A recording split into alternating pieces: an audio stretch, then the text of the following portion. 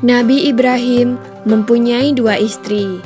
Istri pertama bernama Sarah dan istri kedua bernama Hajar. Sarah melahirkan seorang anak laki-laki yang dinamakan Ishak, dan Hajar melahirkan anak laki-laki juga yang bernama Ismail. Sarah merasa kurang senang hidup bersama Hajar. Berkali-kali ia meminta kepada suaminya agar Hajar dan anaknya dipindahkan ke tempat lain. Akan tetapi, Nabi Ibrahim tidak segera menurutinya. Barulah setelah menerima perintah dari Allah, Nabi Ibrahim mengajak Hajar dan Ismail pindah ke Mekah. Ismail yang masih menyusu pada waktu itu terpaksa harus mengikuti kedua orang tuanya menempuh perjalanan yang begitu jauh dan melelahkan. Hajar dan Ismail ditempatkan di daerah padang pasir yang tandus, sunyi, dan terik matahari yang menyengat kulit. Tak ada seorang pun di sana kecuali mereka berdua. Setelah beberapa tahun Nabi Ibrahim alaihissalam meninggalkan anak dan istrinya itu, ia pun merasa rindu. Beberapa kali ia mengirim utusan untuk melihat keadaan anak dan istrinya itu. Dan ketika utusannya mengatakan bahwa anak dan istrinya dalam keadaan yang baik-baik saja, Nabi Ibrahim pun merasa lega. Ternyata kehidupan istri dan anaknya itu diberi serba kecukupan oleh Allah Subhanahu wa Ta'ala.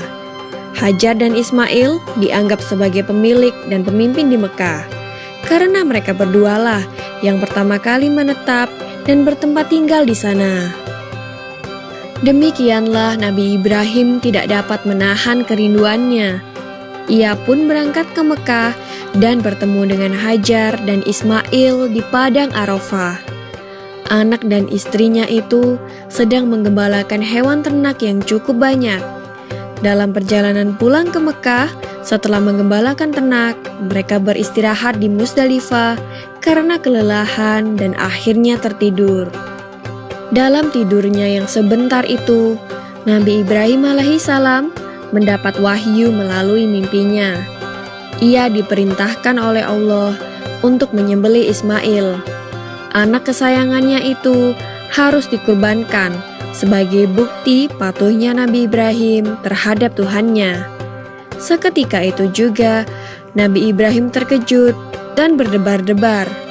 Tampak begitu beratnya ujian kali ini. Ia pun akhirnya menguatkan hati demi rasa cintanya yang lebih besar kepada Allah Subhanahu wa Ta'ala. Ia juga pada akhirnya memberitahukan mimpi itu kepada Ismail. "Wahai anakku Ismail, dalam mimpi aku diperintahkan oleh Allah untuk menyerahkanmu sebagai kurban, dan aku harus menyembelihmu. Bagaimana pendapatmu, wahai anakku?" Kata Nabi Ibrahim. Ismail pun menjawab, "Wahai ayah, sekiranya itu perintah Allah, maka laksanakanlah apa yang telah diperintahkannya kepadamu. Aku akan tetap sabar dan ikhlas menerima cobaan ini." Dikisahkan iblis berusaha merintangi perintah Allah kepada Nabi Ibrahim. Berkali-kali iblis membujuk Nabi Ibrahim agar tidak melaksanakan perintah itu. Namun Nabi Ibrahim tetap melaksanakan perintah Allah, dan godaan iblis yang begitu dahsyatnya tak akan mampu meruntuhkan ketaatan Nabi Ibrahim kepada Allah. Nabi Ibrahim membawa Ismail ke atas bukit. Di sana, Ismail mengenakan kain penutup mata, dan pedang tajam pun sudah dipersiapkan. Ketika pedang itu sudah berada di leher Ismail, tiba-tiba tubuh Ismail pun diganti dengan seekor kambing yang gemuk oleh malaikat Jibril.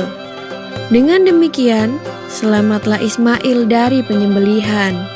Allah Subhanahu wa Ta'ala berfirman kepada Nabi Ibrahim, "Hai Ibrahim, kau sudah melaksanakan perintahku dengan ikhlas.